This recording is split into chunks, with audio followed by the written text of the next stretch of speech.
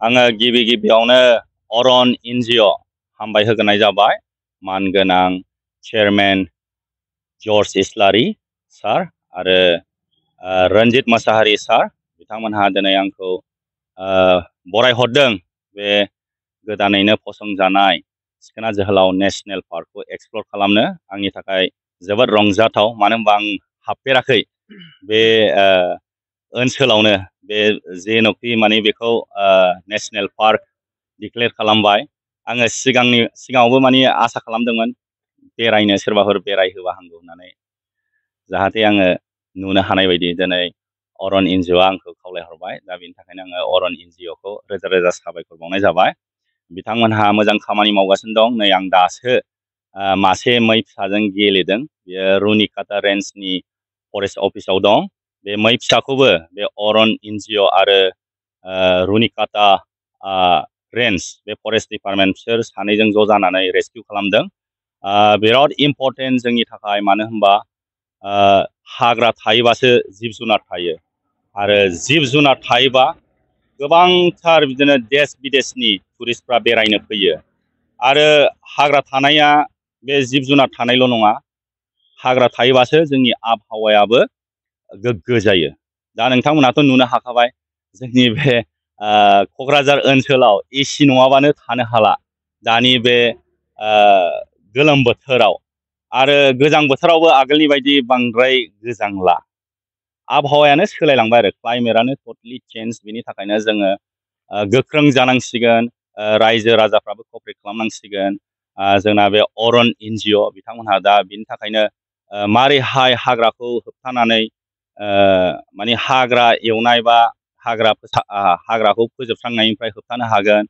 बा मारैहाय जिब जुनारखौ माने दोननो हागोन ना बे गावथारनायफोरनिफ्राय ना इलिगेल पचारफोरनिफ्राय बेनि थाखाय दा बिथांमोनहा मोजां हाबा मावगासिनो दङ जोङो हाग्राखौ दोननांगोन जिब जुनारखौ दोननांगोन अब्ला अट'मेटिकलि इनकामा फैगोन जोंनाव मानो होनब्ला लाइभलिहुड ना जों थांनानै थानायनि थाखाय ओरैबायदि कम्पिटिसन जाबाय दानि जुगाव दा बिनि थाखायनो जोङो जुदि हाग्राखौ जोङो दोनोबा जिब जुनार गोबां रोखोमनि थागोन बेनिफ्राय बिदिनो गोबांथार फरेनार टुरिस्ट बा नेसनेल टुरिस्ट बिसोर बेरायनो फैगोन बिसोर बेरायनो फैयोबा जोङो हम स्टे खालामनानै टुरिस्ट गाइड खालामनानै टेक्सि ड्राइभार बा बिदिनो टेक्सि भारा बोनानै जोङो गोबांथार रां खामायनो हागोन बेल' नङा इनडाइरेक्टलि आरो डाइरेक्टलि मैगं थाइगंबो फाननानै जानो हाबाय जोङो हटेल रेस्टुरेन्ट खुलिनानै जानो हाबाय दा गोबांथार नेसनेल पार्क दङ वेस्ट बेंगलावनो थां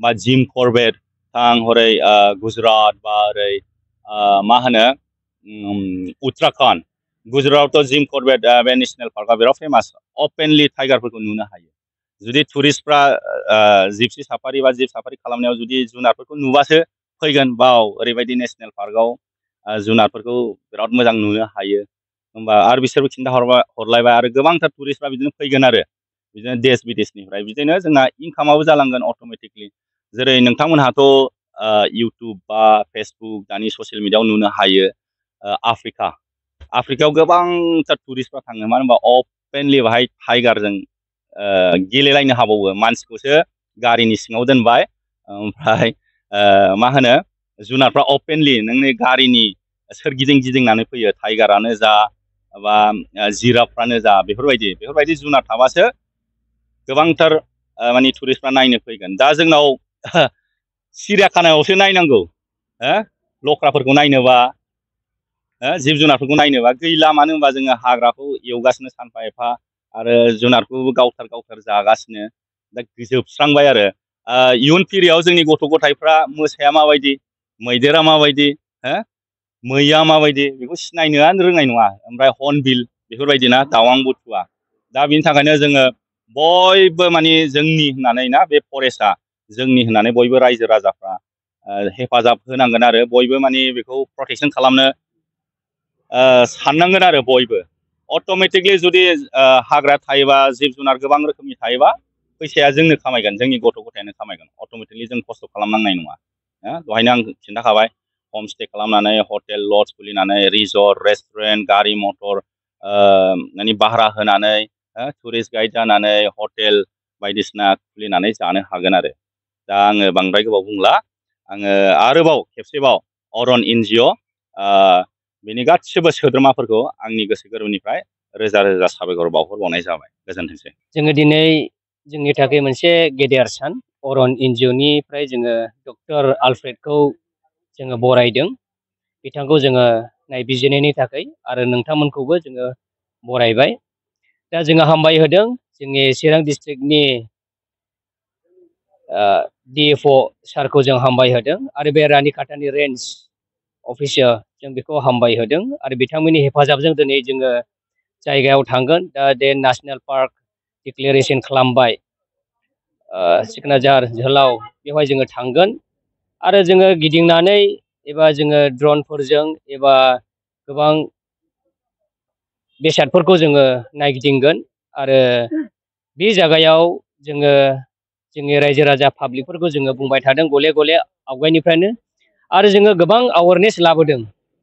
सिगाङावहाय माबायदि बिसोरो बाहायदोंमोन जिब जुनारनि सायाव एबा दंफां लाइफांनि सायाव, दा जोंनि नाजानायजों आरो एवारनेस खालामनायजों आं बाख्नायनोसो हमदों।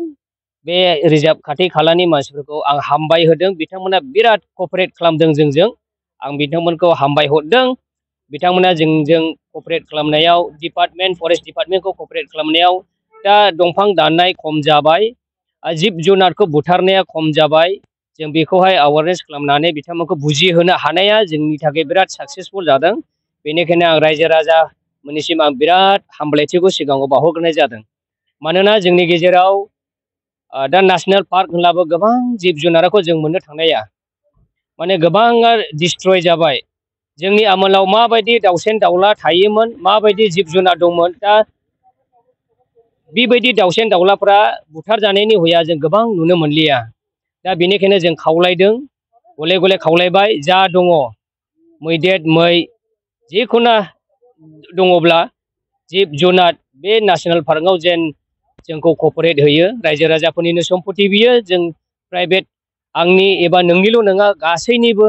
बेवहाय टुरिस्टफोर फैगोन, बेयाव बाहेरानि फैगोन, बिथांमोना नायफैगोन, इनकामा जोंनाव थालांगोन, नों आंनावनो गोबां बिजनेसफोर मावना जानो हागोन, सोरबा बेहायनो साख्रि मोनगोन।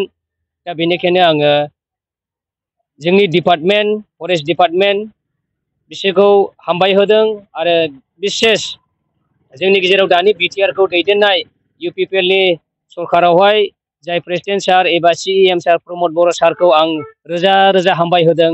मानो होनब्ला बिनि दैदेननायाव आरो फेरेंगा सार बिसोरनि दैदेननायाव बे नेसनेल पार्कआ जानानै फैबाय। दा बाख्नायजाथाव, बेनिखायनो आङो कंग्रेसुलेसन हरदों सारमोनखौ आरो अरायबो जोंखौ सापर्ट होगोन होननानै आं आसा भरसा खालामनानैहाय बेहायनो आं फोजोबबाय। गोजोनथोंसै। बे पलिटिकेलि बाथ्रा बुंनायनि सायाव जों पलिटिकेलि जोङो बेफोरखौ जेबो बुंनो थाङा आरो स्पेसियेलि बे हाग्रा फरेस्ट प्रिजार्भेसन जानांगौ, दा थानांगौ, बेनि थाखाय बयनिबो गोनांथि। बेखौ जोङो पलिटिक्स जों लालायनांगौ दरखार गैया, बेखौ आं खावलायो मोननैबो हान्जाखौ। स्पेसियेलि आं सिगांबो खावलायदों। बेनिफ्राय जोङो जे हाग्राया थाबासो गासैबो इनडाइरेक्टलि जोंहा बेवहाय माखासे जोङो गोदोनि गाहाय आलासि लेंहर जाखानाय जोङो एक्सप्लर खालामगोन, बियो गासैबो बुंलांथिखाबाय। आरो निस्सय नंगौ, जों माखासे इनकाम जेनेरेसन जागोना निस्सय जागोन। इनडाइरेक्टलि डाइरेक्टलि जोंनि लकेल जोङो लाइभलिहुडआ मोनगोन। आरो बेनिफ्राय मोनसे आं खावलायनो सानो, दिनैहाय बेखौ जोंनि नेसनेल पार्कनि जे माखासे जौगाहोनोबा आनइमप्लयड जोङो EDC कमिटि दानांगोन। जोङो EDC कमिटि मोनथाम मोनब्रै अनेक बे गामि ओनसोलाव मोननै मोनथाम गामिफोरजों बेखौ दायोबा फान्डिं खालामगोन। दा बेखौ खालामनो थाखायसो प्रिपेरेसन जानांगौ। आं बेखौ गासै जोंनि ओनसोलनि आरो नेसनेल पार्कनि जे साखाथियाव थानाय फरेस्ट भिलेज एफारेस्ट भिलेजफोरखौ आं खावलायहरो। बेवहाय पलिटिकेलि जोङो थांनांगौ जेबो गैया। डिपार्टमेन्टआ इनिसियेटिभ लादों रिलकेट, माने जायगाखौ एसे कर एरियायाव गोग्लैनायखाय बेखौ शिफ्टिं खालामनो। बेवहाय खुनु पलिटिक्स खालामनांगौ गैया। आं खावलायो, पलिटिक्स खुनु खालामलायनो गैया। स्पेसियेलि जोंनि चिरां डिस्ट्रिक्ट नेसनेल पार्क हिसाबै मोनफानाया जोंनि थाखाय गोग्गाथाव।